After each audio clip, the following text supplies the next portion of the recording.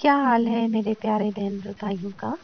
उम्मीद है आप सब खैर खैरियत से होंगे। अल्लाह ताला आप लोगों को हमेशा हंसता मुस्कुराता और सेहत और तंदुरुस्ती से रखे।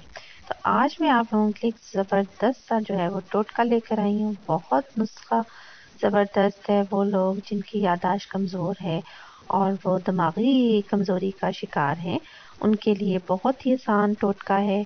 तो मैं आपको बता रही हूँ, रोज़ाना रात को 8 दाना बादाम, 21 दाना किशमिश और 2 दाने अंजीर के रात को 1 गिलास पानी में भिगोकर रख दें।